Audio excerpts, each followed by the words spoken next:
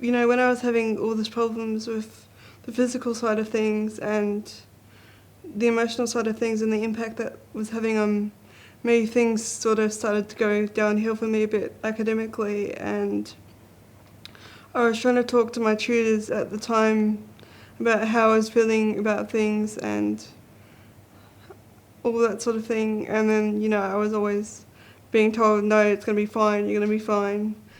Orygen, the National Centre of Excellence in Youth Mental Health, has just released a report on the mental health of Australian university students.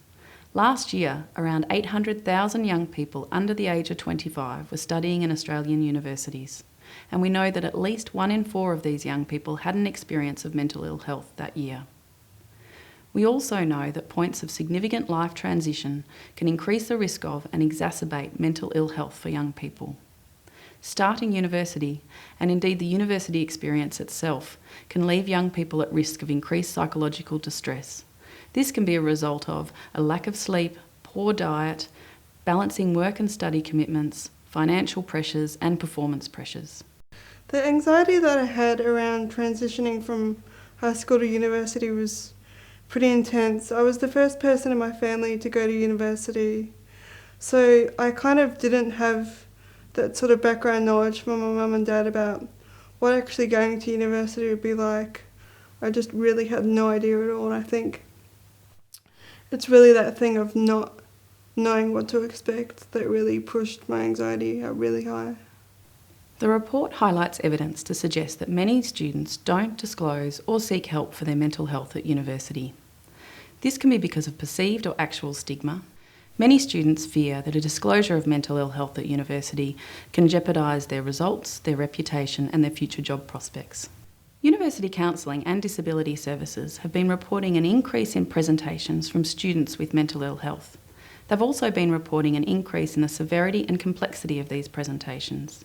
We know that university leaders, staff and students are trying to respond to this issue, but they're being left to do so without any national guidance, resources and support. As a result, many students are continuing to receive unhelpful responses to their disclosure of mental ill health, and they're also not able to access the services and supports that they need. When I had to go to counselling, I felt like it wasn't even really my choice. I'd had a really difficult year. This was in my last year of my undergrad. I just moved out of home maybe 3 months ago. I'd be really unwell. I went to the university counselling service and the counsel I got was just not helpful at all. I remember walking out in there and being like, that was actually the worst counselling experience I'd ever had. And so they rescheduled me another appointment with her for the next week, and I'm just like, I'm not going back. That was how bad the experience was. It was that I just wanted nothing to do with it. Maintaining the silence on this issue is costing us now and into the future. The report shows that students with mental ill health are more likely to consider leaving their course early, or actually leave their course early, potentially having a negative impact on their future career and work pathways.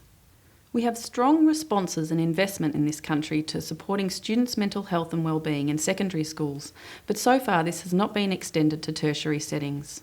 As a result, we're missing an important and potentially final opportunity to deliver early intervention and prevention activities to a large cohort of young people at risk.